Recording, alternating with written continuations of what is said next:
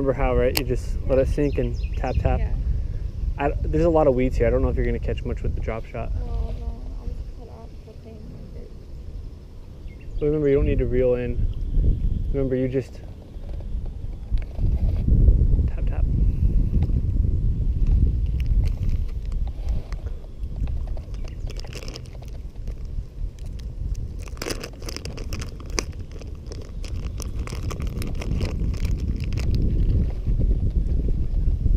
Kind of glad I didn't go to Ryan's. He said it was windy, and if it was this windy on the water, not have been fun.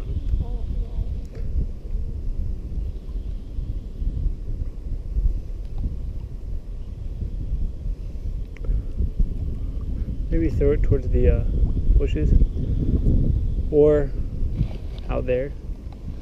Yeah, that should be good. Just let it, remember, sit.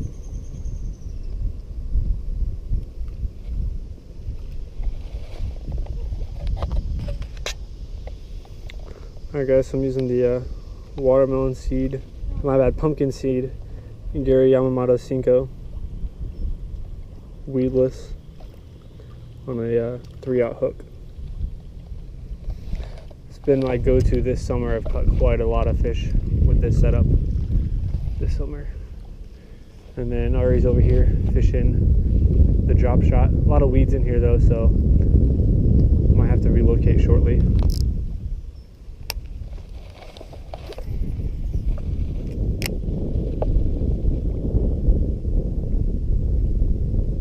Might be quite shallow in here too, so there's a lot of wind, so it's actually hurting the visibility right now, so I can't really see the depth of water over here. Somewhat stained. I'm gonna try to get up here in the cover, see if I can't get a reaction bite by anything cruising the shoreline.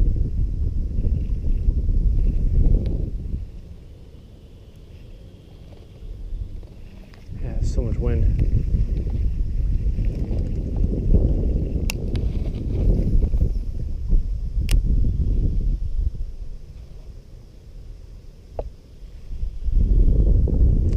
And there's a ton of wind in here.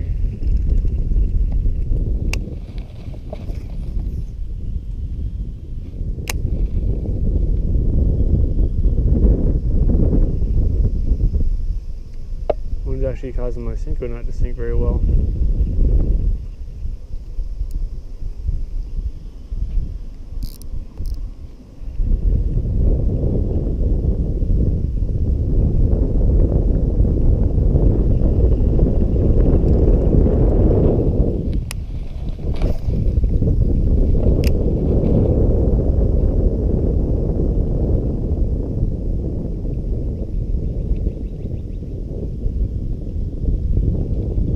For those of you guys that haven't fished a senko, best way to fish it is a little tap tap action and then let it sink on slack line. A lot of times you're going to get your bite.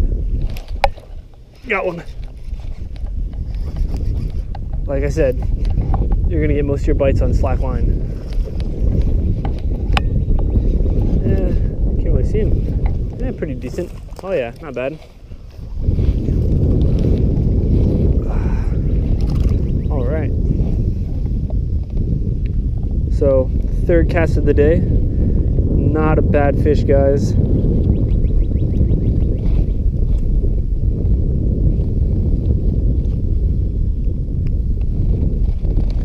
Not a bad fish. Literally third cast of the day on the pumpkin seed senko. As I was telling you guys in the video, best thing to do is a little tap tap momentum. Let it fall on slack line, and it's got a nice little wobble to it, and fish can't really resist it.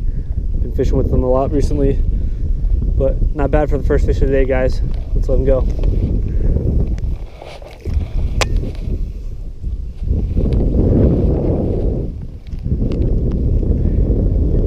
All right, not bad, huh?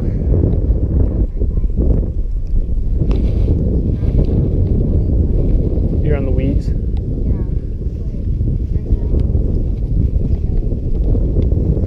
So guys, just I'll give you one warning though. So I love these Gary Yamamoto senkos, but they are a very soft bait. So as you guys can see, I don't have a worm anymore. A lot of times when you catch a decent fish, it's going to mangle that worm or shake that worm.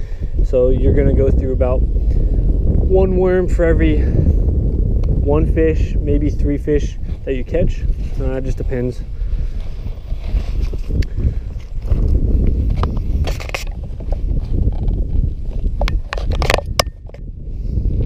So right now I'm gonna actually stick with this pumpkin seed since clearly it works. As you guys can see, I have a Bass Pro Shop backpack. I got this a few months ago. It's come in handy.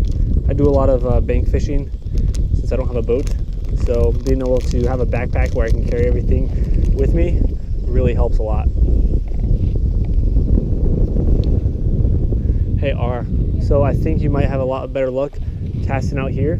I think there's less weeds out there.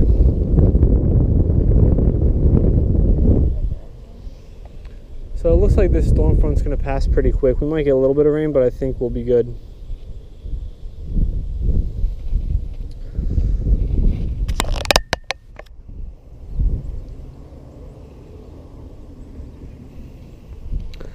So I like to put the hook through the nose and have the first exit about 1/2 inch deep. And it's hard to tell in this video, but in this middle section there's no ribs. So you want your hook to pass through this part of the body. By hooking it through this part of the body, you're letting this worm have the action that it was designed to have on the fall. I'll make a video sometime in a pool where you guys can actually see this action. Like I said before, a little bit of a tap.